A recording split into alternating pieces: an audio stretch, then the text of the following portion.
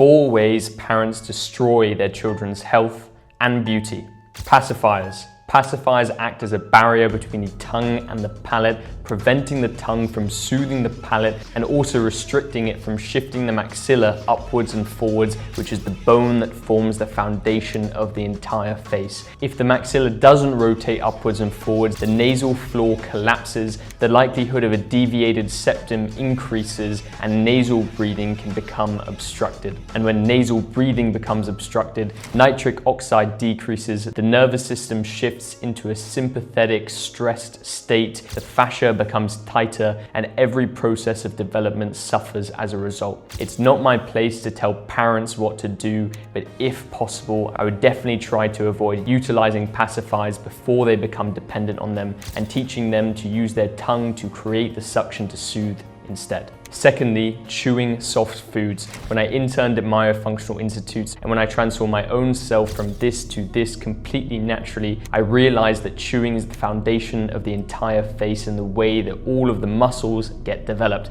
And when the muscles get developed, this activates processes like mechanotransductions, the muscles generate osteoblasts which develop new bone matrix, and the face and skull properly develop. When the baby is able to, chewing harder food will serve as a catalyst for developing the muscles and creating this entire positive cycle from the very start, to the point where later in life, the need for things like brace is minimized because the jaw becomes more developed. When you chew harder food, it also encourages a proper suction when swallowing from the tongue, which forms the width and foundation of the palate. And when the palate is wider, the teeth have enough space to grow in properly. Remember, our ancestors had 50mm palates and perfectly straight teeth with no need for orthodontics, but in the modern world we have narrow palates and crooked teeth, not because of genetics or luck, but because we're forming worse habits and the new generations are consuming soft, pureed foods rather than learning to engage the muscles and form the structure of the face as nature intended. Thirdly, being forced to walk too early before they even learn to properly crawl. Crawling is the foundation of biomechanics. You can see it in every animal in nature, this spiral movement that is created which forms the fascial connections,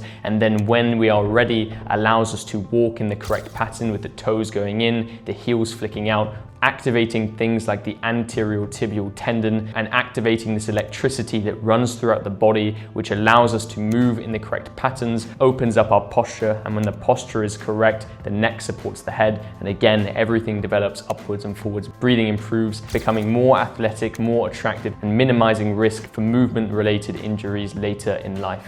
And you could also argue the same thing about overly wearing shoes which restrict the toe space. Trying to get shoes with a wider toe box are key for forming these foundational movements. The reality is that babies and children are so much smarter than people realize. They move in these correct patterns, they develop at the rate they need to, as long as they're given the correct environment and input. And it honestly isn't the fault of parents at all. It is the fault of a toxic modern lifestyle which is being forced and marketed onto us without proper information and understanding of biomechanics and structural health. And the fourth final point is not understanding the impact of things like C-sections. When there isn't a proper compression-decompression cycle, of course this is going to affect the way that the sutures in the skull develop and also the fascia. And I myself was born through a C-section, so I'm not against them at all. However, there does need to be proper information regarding the importance of craniosacral techniques and fascia release for babies and children born through C-sections to avoid any structural health issues which may prevent them from getting results even if they do chew harder food, even if they do keep their tongue on the roof of their mouth,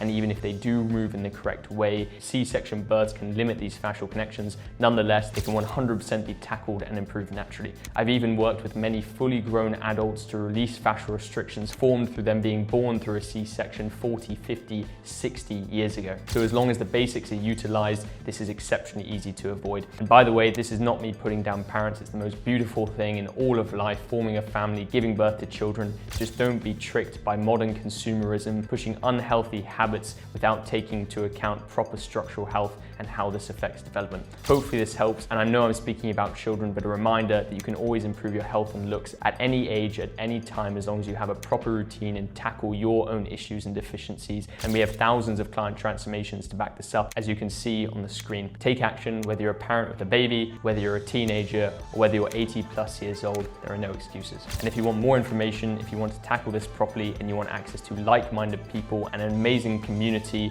you're more than welcome to scan the QR code on the screen or check out the link in the description to my community, the world's largest health-based paid community. Have an amazing day, and I'll see you inside. Health is looks.